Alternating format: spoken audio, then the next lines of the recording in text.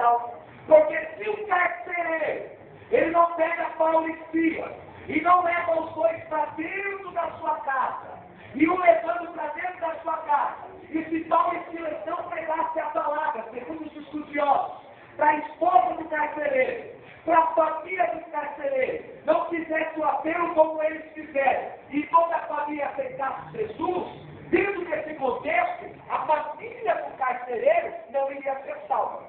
Então, quando a Bíblia diz, crê no Senhor Jesus Cristo será salvo tu e a tua casa, a Bíblia está querendo ensinar o seguinte: não basta apenas crer, eu tenho que crer que Jesus vai fazer a sua parte, mas também compete a mim fazer a minha parte. Eu tenho que levar Deus para dentro da minha família.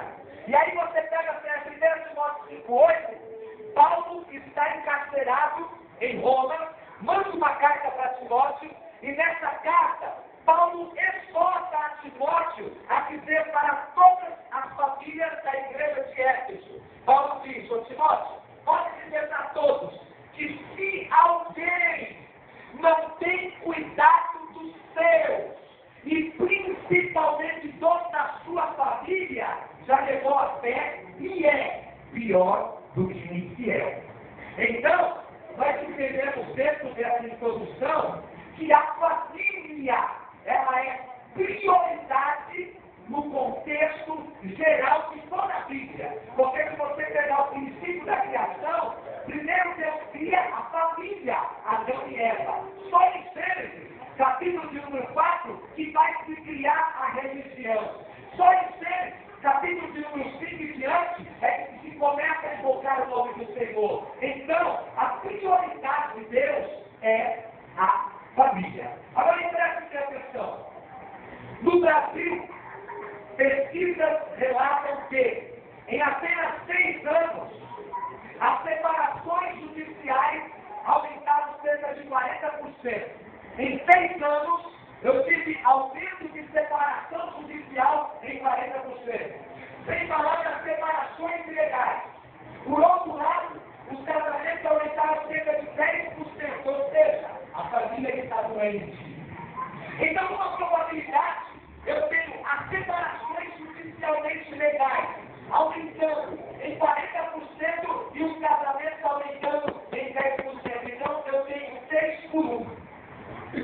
A cada 10 pessoas que se divorciam, uma pessoa casa. E isso, para nós, é preocupante, porque a família está doente, mas não está morta. A família, ela se inicia a partir do compromisso entre duas pessoas que unidas vão tomar recursos e projetos de vida, ter filhos, viver como uma célula social. Portanto, a família é uma instituição maior, onde existem 3 relações diferentes e interdependentes. A família é uma instituição maior, onde existem 3 relações diferentes e interdependentes. Como assim? Quando eu falo de família, eu não posso falar somente de relação conjugal, relação entre esposo e esposa.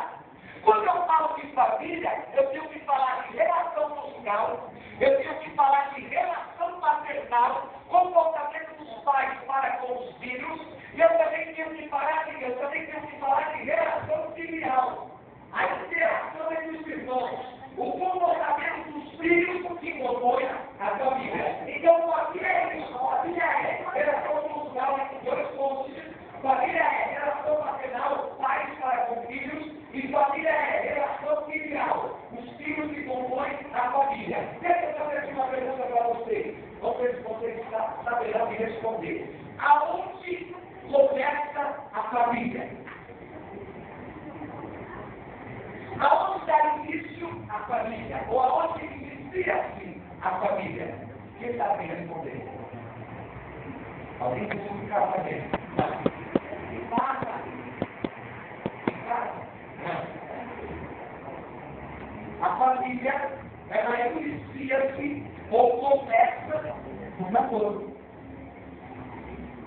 Porque o que é namoro?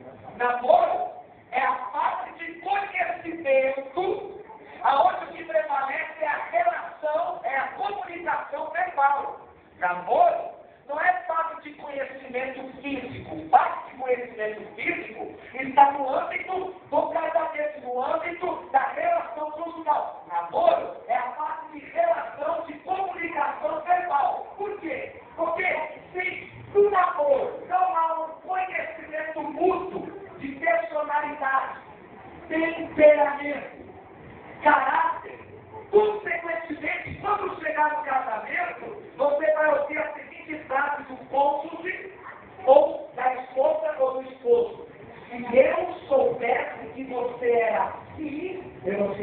casado com você.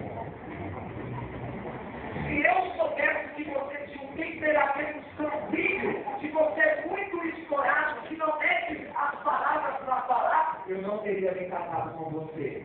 Então, namoro é fase de conhecimento para o casamento, aonde o que se predomina é a comunicação verbal. Agora, só alguns itens para priorizar ou para se estabelecer um namoro de Deus. Vamos anotando aí. Você quer saber quando o namoro é de Deus ou não é? Abra sua Bíblia no livro de Gênesis, capítulo de número 24. Vamos ver aqui alguns princípios que nos confirmam se o namoro é ou não é de Deus. Primeiro princípio, o namoro cristão, embora que a palavra namoro não apareça na Bíblia, você só pode, quem é cristão, só pode namorar com uma pessoa que é cristão. Quem é cristão não namora com quem não é cristão. Porque biblicamente, não sou eu que estou dizendo, a Bíblia diz que todos aqueles que quando me receberam Jesus, deu-lhe o poder de se tornar filhos de Deus. Nós somos filhos de Deus. E quem não é filho de Deus, dependendo de algumas atitudes pecaminosas, a Bíblia chega a afirmar que é filho do diabo. Então, um filho de Deus que namora um filho do diabo, ele não vai namorar a pessoa física, ele vai namorar o pecado dessa pessoa.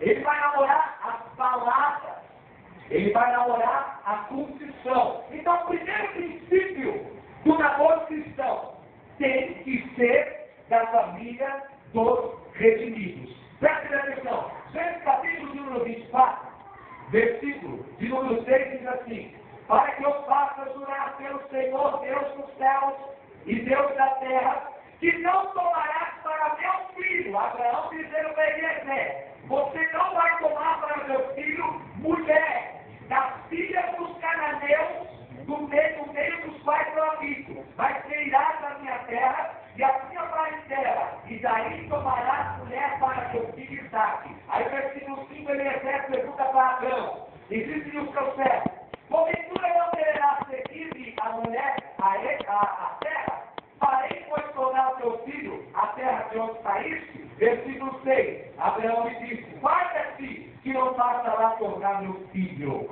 Ou seja, Abraão está dizendo, ele vai falar, é que eu vou lá na tua terra de Canaã, e eu falo, olha, eu tinha que buscar uma esposa para o meu senhor chamado Isaque. E se uma moça quiser se manifestar e quiser casar com Isaque, o que eu faço?